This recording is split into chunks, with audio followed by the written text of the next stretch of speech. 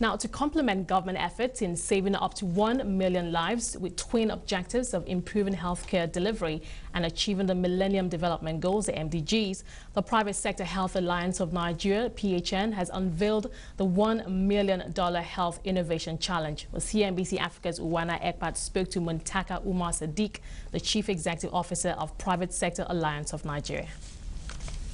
Today, the Private Sector Health Alliance of Nigeria, led by Alhaji Aliko Dangote, Mr. Jim Ovia, Mr. Aig-Imoukhuede, Dr Ali Pate, and Mrs. Soal David-Borha, convened a landmark event focused on three things.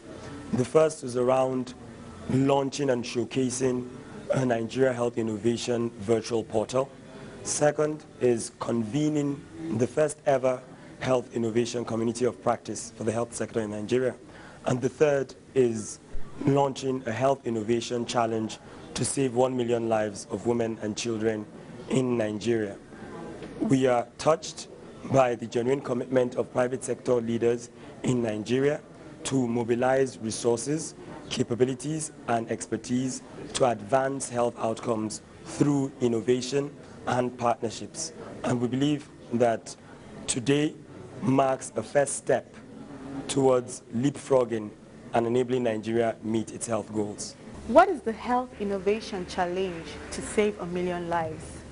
As a quick context, every year in Nigeria, it is estimated that approximately 1 million women and children die from largely preventable causes. Everything from your vaccine preventable diseases, diarrhea, malnutrition, for example, accounts for 50% of under 5 deaths. So this movement to save 1 million lives of women and children in Nigeria is a paradigm shift in the health sector from a focus on inputs to one that is additionally focused on outcomes and results. So what we're doing with the Health Innovation Challenge to save 1 million lives is to engage different health sector leaders and different stakeholders to develop problem statements that, if addressed, will help contribute to saving the lives of nearly 1 million women and children in Nigeria. So, for example, over the last few months, we have engaged all the 6 different zones in Nigeria to develop and distill priority problem statements. For example, in the northeastern region of Nigeria, where we continue to have crisis and security challenges, one of the biggest problem statements that came out of that is the need to create an innovative delivery model to carry healthcare to the homes of beneficiaries in Borno State, for example, because if they go to facilities, they're at high risks of explosions. In a state like Lagos, one of the problem statements was around developing the surveillance systems and the forecasting tools to prevent Ebola from happening again. So bespoke problems that, if addressed, will contribute to this movement to save 1 million lives. Okay, now talking about the challenges in the Nigerian healthcare space, what are the barriers to innovation?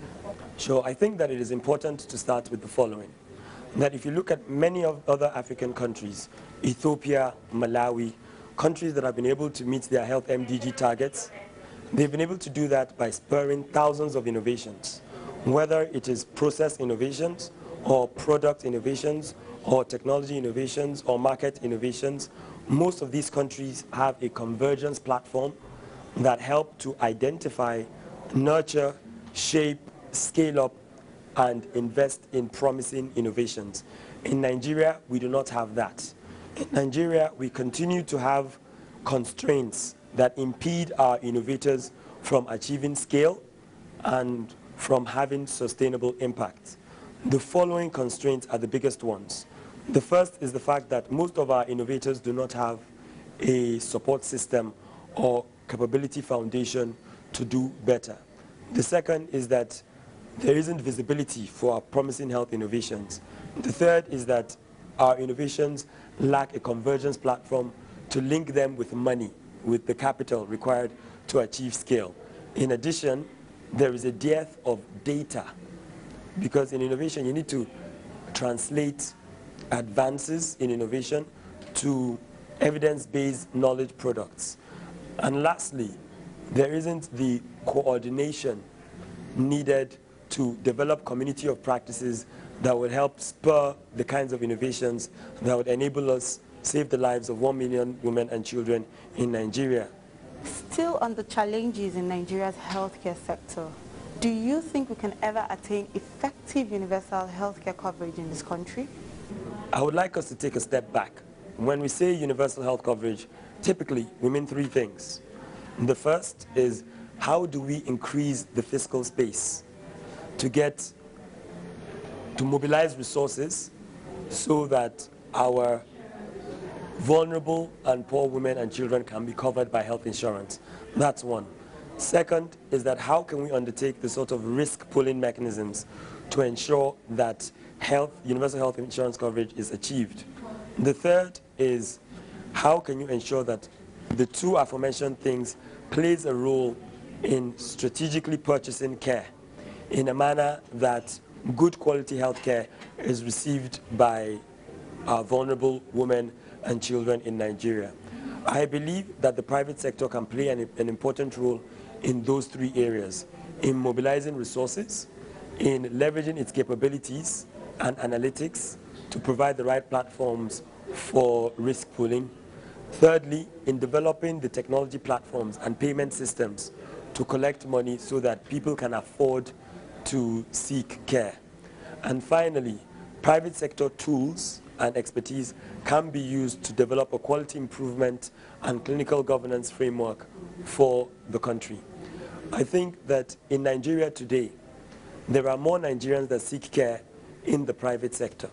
In addition, the broader private sector, your financial institutions, your telcos, your FMCG companies, have the kinds of capabilities and resources that the health sector can benefit from. And this is why I think that the Private Sector Health Alliance of Nigeria is playing an important role in mobilizing the private sector to advance health outcomes through innovation, advocacy, partnerships, and impact investments. I'd like to end by calling more private sector leaders to join this movement to save 1 million lives of women and children in Nigeria. Well, that was Muntaqa Umar Sadiq, CEO of the Private Sector Health Alliance.